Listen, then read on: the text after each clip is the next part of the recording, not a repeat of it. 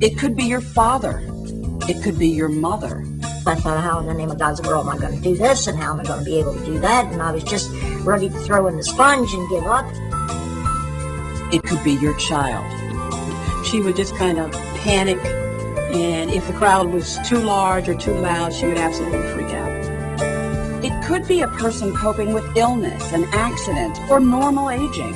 It could be anyone who can't, for whatever reason, do the things in life they want and need to do. I was going to do whatever it took. If I had to work 15 jobs, I was going to find the right program, the right person, the right medical team that could work with Marissa.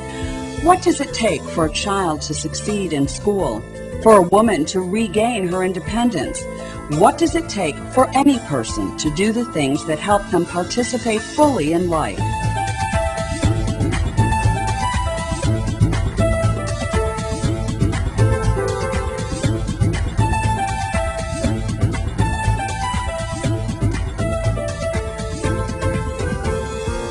Occupational therapy is really about helping people do what they need to do what they want to do. Getting up in the morning to get ready to go to school, go to work, and to be successful in all of those different places, in all those different roles that they play. That's what occupational therapy is about.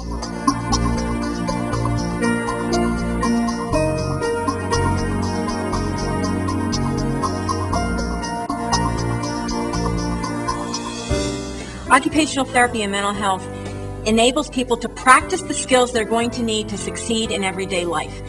Other people do a lot of talking, or they give them medication, all very important. But in occupational therapy, we say, okay, you need to balance your budget, you need to be able to cook.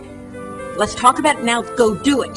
One of the things that I try very hard to promote with my students is an I can do attitude. Before, Marissa was very volatile, very emotional, very high-strung, and as her brother would say, very mean. I noticed that Marissa was not forming her words or sounds. She could not really what was going on. Too much noise, too much was coming in, and she couldn't process it quickly enough. This year we've been working particularly hard on having her use her environment and be successful here in the school. I'm seeing in the classroom where she's able to access her locker, where she's able to get herself comfortable with clothing, using the tools, the manipulatives that are day in and day out, the tools of the trade for a student. She's able to do that. She's going to college, and she's going to do this, and she's going to have a black car, and she's going to do, and she's very confident in what she wants and who she is.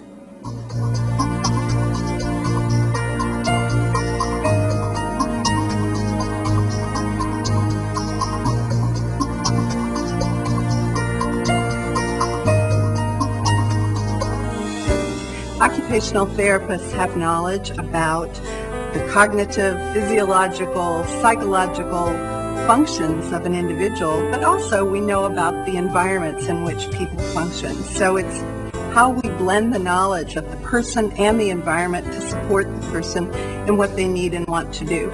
We don't just look at the pathology or the injury or the acute accident that occurred. You know, we're dealing with the larger life issues, the larger global issues, and how that affects the individual.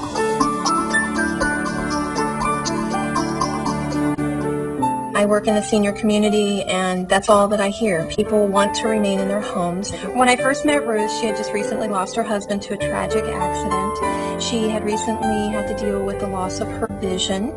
She also was dealing with some hip problems and arthritis, and she was severely depressed to the point where she was not able to function on a day-to-day basis or do normal activities. So how do we get her back in? We started looking at, what is it that you want to do? Tell me what's important to you. And she began to identify getting out of the house, being able to socialize, getting from place to place in the community. These were all things that were important to Ruth. Having to learn how to use the transportation system so that she could get out, how she was going to do her grocery shopping, teaching her new techniques in her home on how she was going to cook, and be able to do for herself the things that she used to do with full sight. So we had to look at the adjustment with the low vision. We also had to come up with new techniques for safety in the home because of her arthritis and her hip problems. So we look at the environment, we look at the person, and we look at what they want to do, and we bring all that together to make it work and make that person successful so that they can age in place. Thanks to the training that I received from my occupational therapist, I can now completely dress myself, and I am once again completely independent. We really make a difference in people's lives. It's such a singular moment when a patient looks you in the eye and says, "You have given me my life back." I think there's just a great potential in the air because now more than ever, people are ready to accept our message. Our focus is on prevention and on wellness. I think that's what the consumer today wants, and that's what we have to offer.